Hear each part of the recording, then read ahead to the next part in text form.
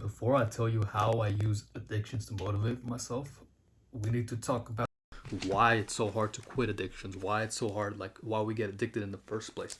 So, this basically just imagine yourself. There are two different versions of yourself, right? There is the smart you, the logical you, and then there's the animal you. You know, we're animals at the end of the day, like if you want to deny it or not, but we're animals. And the logical side, this is the side of you that wants to be happy with life. You know, it wants to be successful. It wants to be, I don't know, bro, charismatic. Like all these like different traits of like what you want in life, like whatever, like what you want to achieve with your life, like your goals and stuff. That's the logical side. That's like the smart side of you.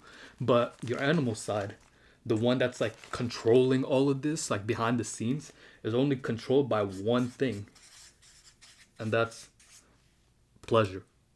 There's only one thing that the animal side of you wants, and that's just more pleasure. Like, what can I do right now to make me feel good? And in a way, we're kind of different from animals in the sense that we can choose to like restrict ourselves from pleasures, or we could just like indulge in it with no consequences.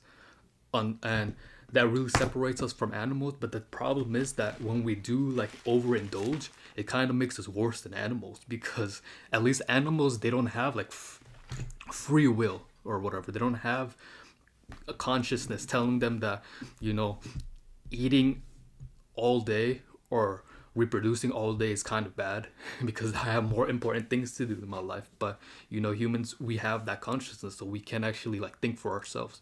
But the problem comes when we are get addicted to something, right? We get addicted to pornography, we get addicted to drugs, we get addicted to gambling, we get addicted to food, we get addicted to any addiction, bro. The reason why we get addicted to it in the first place is because it feels good, and we want to do what feels good. Because this is why, like, it's so much easier for you to just sit and scroll on your phone, right? Because it feels good, rather than go outside and run 10 miles. Because one, sitting on your phone is easy, bro. Like, you just take your phone out, you start scrolling it, you get start if you start feeling good like instantly.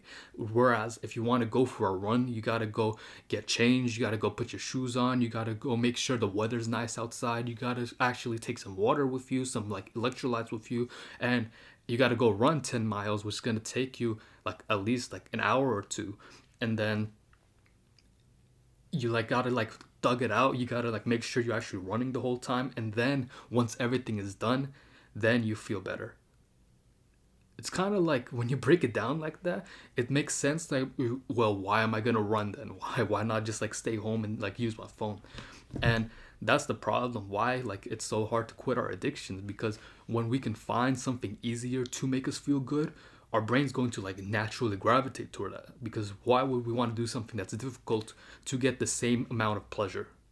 If if sitting on my couch and playing Call of Duty makes me feel good the same way as not playing Call of Duty and actually going out and talking to like 10 people, then why would I go out and talk when I can just sit home and feel the same amount of pleasure? This really struggled with me. Like, I'll make a whole video dedicated to this, right? But for a while, like, pornography like had this like such a grip on me, because I figured like, why would I want to talk to girls? Like, of course I'm still trying to talk to girls, but it made me so much more less motivated to try to talk to girls, just because I'm like, well, I can do the same thing at home, bro. Like, why would I need like to talk to girls for the same like thing? And it kind of messes with your mind thinking like that.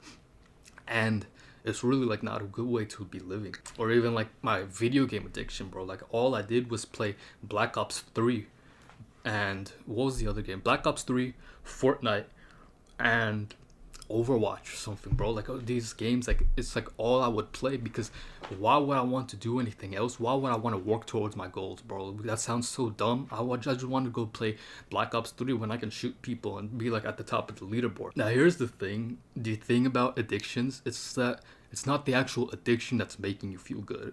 It's actually like what happens before, what happens in your head before then.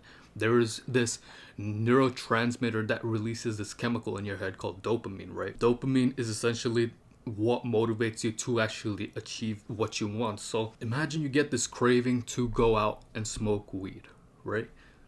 What happens before you go and smoke weed is you get that urge, right? You get that urge like, bro, maybe I should roll up right now.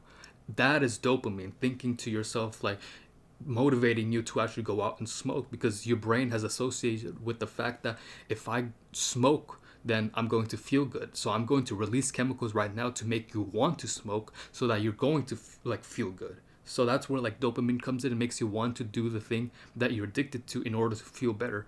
But your brain is kind of dumb because like it doesn't really like know what it's good for. Like your brain doesn't care if it's like smoking weed, if it's like doing crack, if it's, I don't know, hooking up with prostitutes or whatever, bro. Like it just wants to do what feels good. You know, this is why like they ran this study on mice, right? Like they had this whole bunch of mice, like it presses a button, and every time these rats would like these mice would like press the button, it would electrocute them, but it would also give them a treat. And it's like it makes you think like you think that these rats are so dumb, like why would it keep on electrocuting itself just to get like little treats? But we're doing the same thing. Like why do you think people take oxy or like heroin or like any of these like really hard drugs, even though like it's destroying their bodies, but it makes them feel good? Because that's where like dopamine comes in, that's where like the addictions come in. Now, how I use my addictions to actually motivate me rather than using it to be a bum, rather than using it to like play video games and like doing drugs, what I did was, you got to realize that there are hundreds of ways to get addicted to something. You know, people, I've seen this a lot online where people are saying you want to quit all your addictions, you don't want to be addicted to something. But the truth is that if you had nothing to be addicted to, then your brain is just going to be like, bro, what is the point of living then? Like, what is the point when there's nothing for me to like get pleasure out of in life? Your brain will kind of like quit on you. So you want to actually be addicted to something. Now it's a lot harder to get rid of your addiction, so you honestly just want to replace it with something else, because your brain can't tell the difference between something that's good for you and something that's not good for you.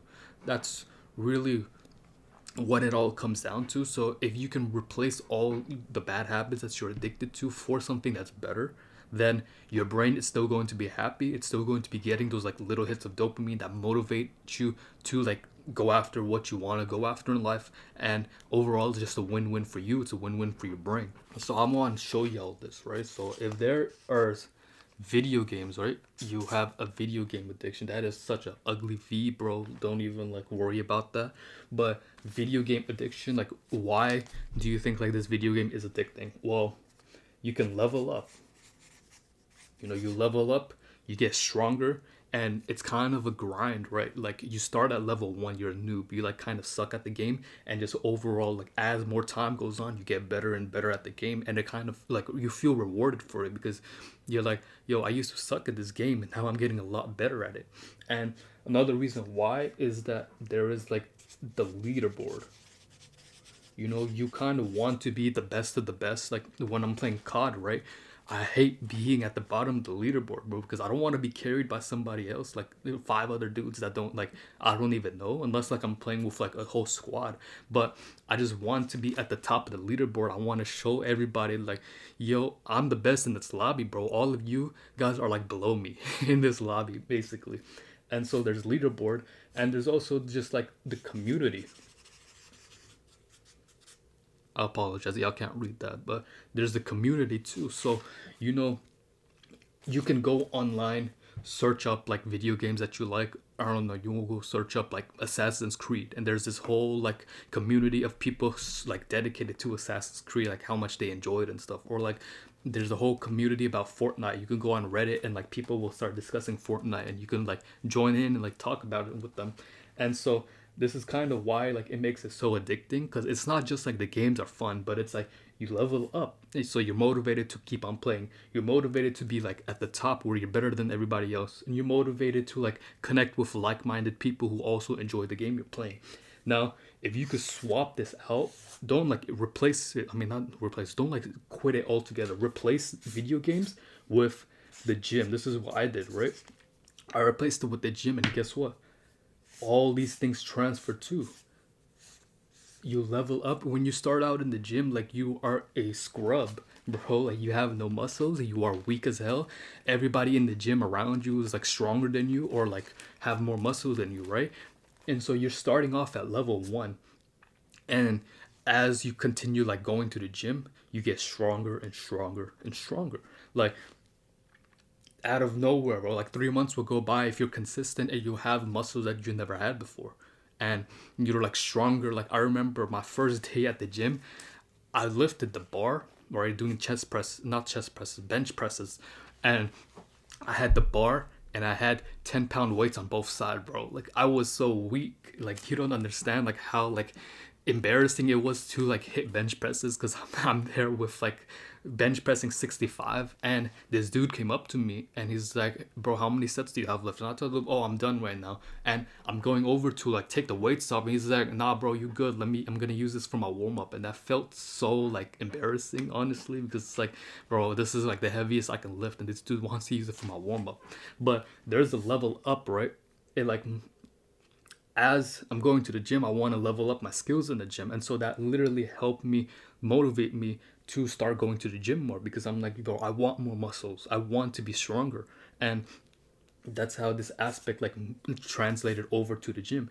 And then the leaderboard, bro, this is kind of like, I don't know, egotistical in a way. But honestly, if I step into the gym, I want to be the like most jacked person in the room, bro. Like I'm not there, obviously I'm not there yet. This one's like a lot more like work in progress, but it's like it kind of like feeds into this other point where it's like you have to actually put in time and energy, dedication to the game, to the like the game of like lifting and stuff, to actually make a difference, to actually be at the top of the leaderboard where you're the strongest in the gym. Where, you know, it might take a while. It's not like video games where you just play for 3 months, you play for a year, and all of a sudden you're like whooping everybody in the leaderboard, you're whooping everybody in the lobbies and stuff. This might actually take you a couple of years, and even though it's harder, even though it's longer, it's honestly more fulfilling because you realize this is actually something that you can show off to people. Not in a way that like, yo, look at me, bro, I'm the most like ripped person in the room. All of you guys are like weaker than me. All of your physiques are mid, while I have like the best physique in the room. I don't mean it like that. But you know what I mean, bro. Like, do you actually want to lead her up to the leaderboard where you're like at the top and there's like other people like below you in sense, like, and then there's a community. Like everybody loves the fitness community in the sense that, you know, you start off as like somebody who has no knowledge about the gym, somebody who's going to the gym just for gains, just to actually like work on themselves, right? And then you find people who also like into the gym. Like you meet a fellow gym bro at work or like in public or something, and you guys have a conversation about the gym one time, and all of a sudden you guys are best friends now because you find something to connect with, something that you both are like striving towards to actually like improve yourself on, and you get that sense of community from it.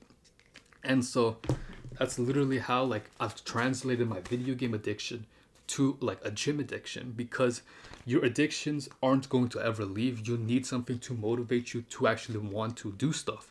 And so instead of waking up and feeling like, bro, I'm going to like get up and start playing Call of Duty, like instead of doing that, I motivate myself to work out now.